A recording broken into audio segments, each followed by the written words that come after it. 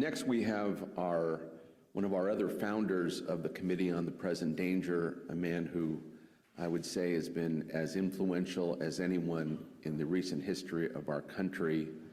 He is a voice for both a new American populism, a new American common sense, one of the founders of this Committee on the Present Danger, and someone I am very proud to call my friend.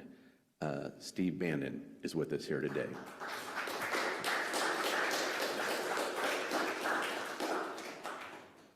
Thank you, Steve. Boy, talk about two tough acts to follow. That's absolutely amazing, Chris, the call out that you gave.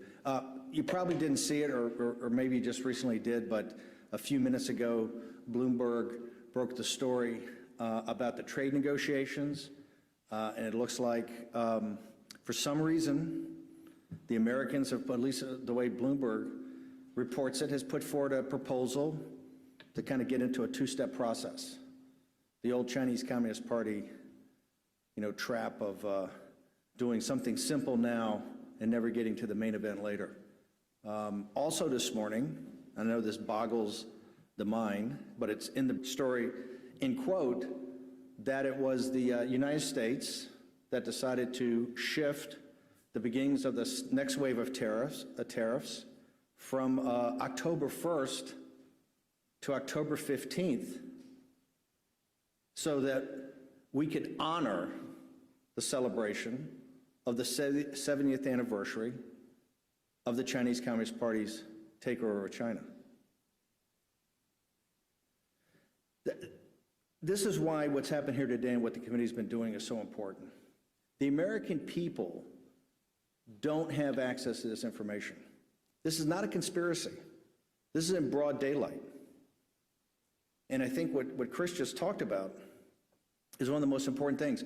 The reason that this two-step process is being talked about is supposedly the administration and others on Capitol Hill in this city are worried about a potential recession before the 2020 election. There's a simple way to get the American economy to explode, and that is access to capital to American emerging growth companies. The single biggest problem every entrepreneur will tell you is the lack of bank financing and the lack of equity financing for emerging growth companies. Yet, as our esteemed colleagues have just walked us through in excruciating detail, we have unlimited financing for the Chinese Communist Party and their front organizations. And let's call it what it is. This is not about the Chinese people. The Chinese people are among the most hardworking, decent people on earth.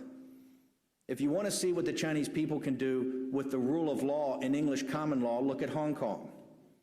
They took a small fishing village and in 150 years built the third greatest capital market in the world with no resources but their own drive, determination, and grit, and the rule of law.